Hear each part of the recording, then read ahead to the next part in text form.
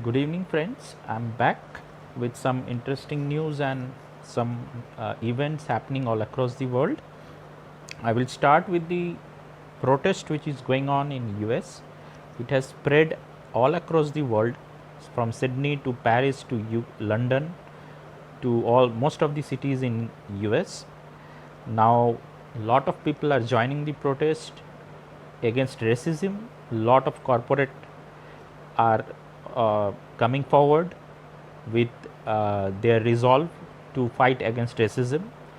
On the other hand, the administration, President Trump had a video conferencing call on 1st of June with all the governors, and he suggested them to be very strict, and he also threatened that if the governors are not able to control the riot and the law and order situation, he will invoke the Insurrection Act and bring in the military on the street to control the riots. But so far the riot and protest continues. However, things seems to be in better control in terms of less events of rioting and looting, and however the protest is spreading. More people are joining in many cities, not only in US but in other cities as well. So we will continue to follow this news.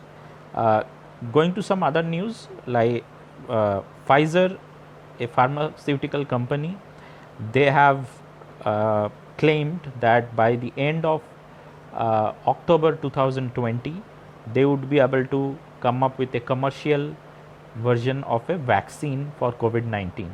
Many other companies like BioNTech and few other multinational companies and few Indian companies as well are running towards a time limited vaccine trial and trying to get out something which would stop the spread of the COVID-19 epidemics. Now, in another interesting development, Donald Trump, President of USA, postponed the G7 summit to September 2020, and he also said that the outdated G7, the grouping of 7 industrialized countries, are not very relevant as on date and should include some other countries like India, Australia, South Korea, and he also suggested to re-enter Russia as well. Russia was part of G8, which has now become G7 group, but Russia was eliminated from the group of G8 after it annexed Crimea unilaterally, and since then the group became G7 and continues to till today. So interestingly, many of the allies of US, like even Canada and European allies of USA, they have said that they are not very eager or happy to allow Russia to re-enter the grouping. However, they are not they haven't suggested anything on if India, South Korea or Australia should join the group or not. It is the prerogative of the chair of the G7, who is hosting the summit in that particular year, who can invite guest countries. So definitely everybody is saying that USA is in its prerogative to invite India, Australia and South Korea.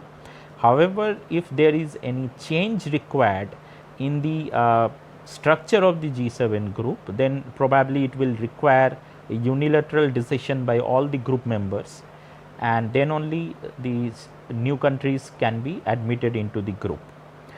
Some other news, India proposed a National Space Activity Promotion Board to allow private players in space exploration, satellite launch and space shuttle launch. Right now ISRO is the only government agency in India who is the sole space agency for India. However, Indian Finance Minister Srimati Nirmala Sitharaman, she confirmed that the government of India is very much eager to allow private players to increase the competition and also allow the economies of time and scale to allow more satellites and commercial launch of satellites from India.